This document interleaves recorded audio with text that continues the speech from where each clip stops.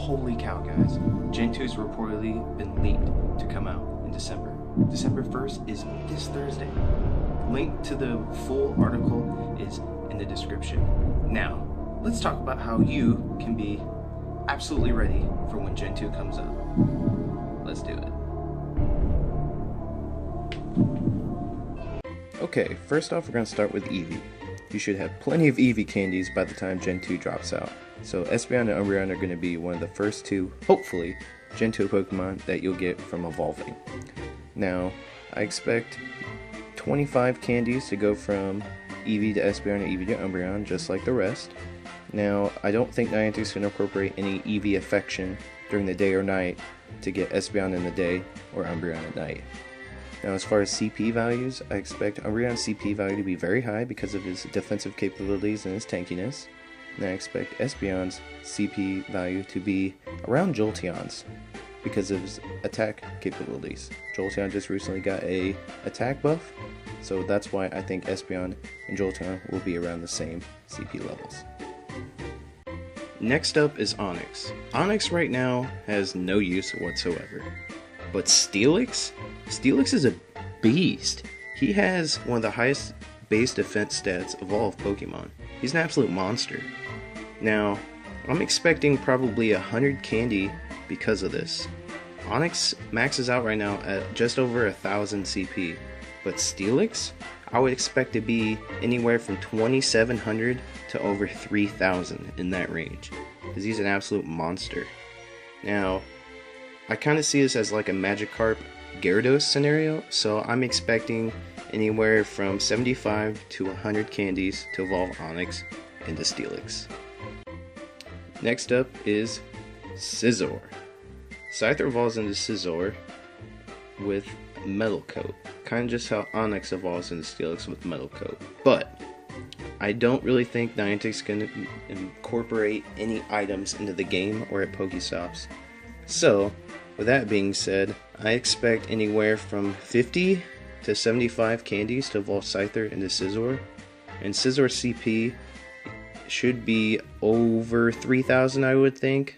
I only say that because Scyther's CP max right now is around 2500, so to be only 400 CP boost would kind of be a little strange, but I expect Scizor to be about 3000 or more.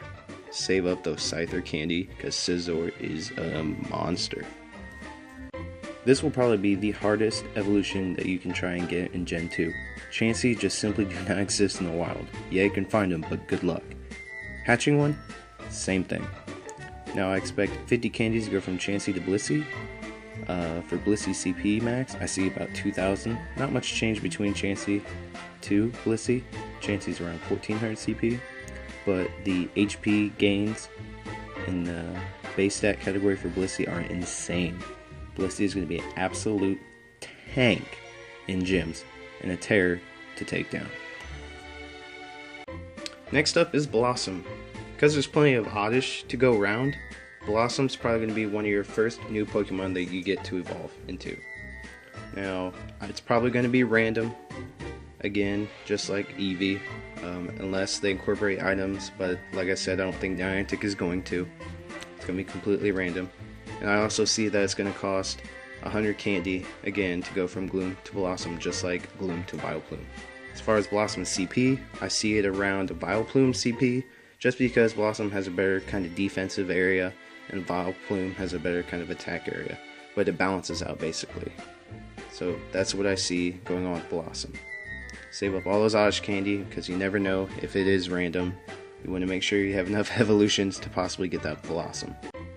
Another Pokemon that's almost virtually impossible to catch in the wild or hatch is Porygon. Porygon right now isn't very strong, but when he evolves into Porygon 2, his stats get a massive boost, and they're very well rounded. That's what I expect to see in the Gen 2 update with Porygon 2. Now, as far as the CP, I see CP being around 2500, and I see the cost of candy to be around 50, no more. Another possible random evolution would be Poliwhirl into Politoed or Poliwrath, but this again might be one of your first evolutions when the Gen 2 update comes out. Save up on those Poliwag candies. I'm expecting 100 candies again to go from Poliwhirl to Politoed. Completely random, even though in the mainstream games you use an item. And I see Politoed CP being around 2600.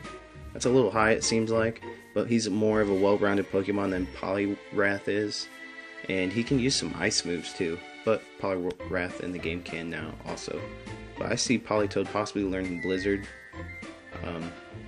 Well-rounded Pokemon, respectable, and look at him, he's cute. So save with those Poliwag candies. Golbat is useless right now in Pokemon Go.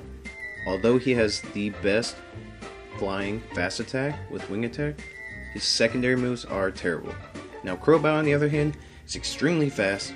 His attack, defense, and HP are well-rounded.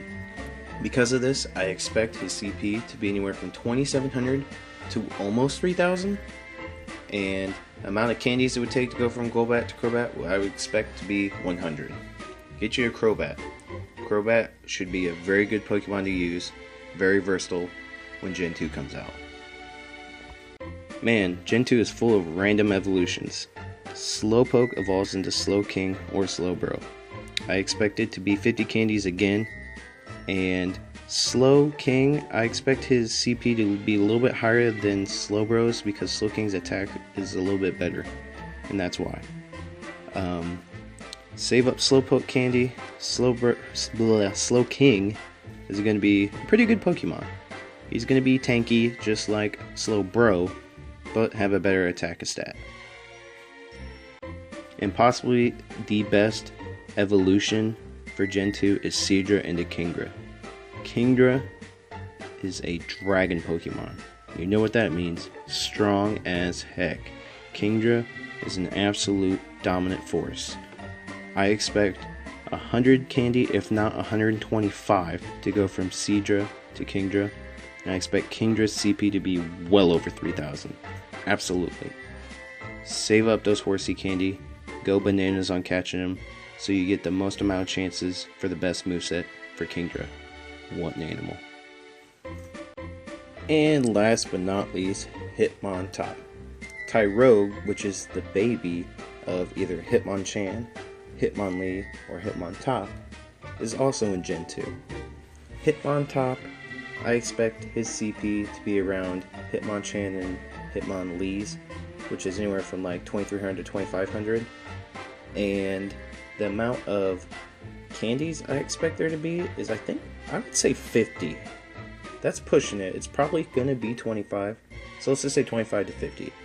Because Tyrogue will now be introduced, and he'll probably be more commonly found in the wild instead of hatching. So we've yet to see what's going to happen, but this is going to be exciting to see how you can get Hitmonlee, Hitmonchan, or Hitmontop from evolving Tyrogue. Chances are it's probably going to be random, just like the rest of the randoms we talked about recently. One last thing I want to talk about is make sure your trainer level is as high as possible when Gen 2 drops.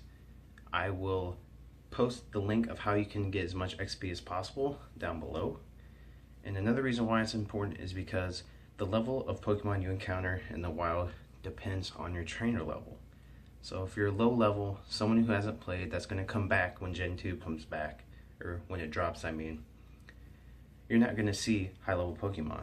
So therefore, when you try to battle gyms with your new Pokemon, you're going to get dominated because people that are higher level are going to incorporate higher level Gen 2 Pokemon in their gyms. So maximize your XP, get your trainer level up. Gen 2 is right around the corner, guys, and I hope you enjoyed this video. Like and subscribe for more future content, and comment what you think down below. And that's it with the Pokemon Brothers.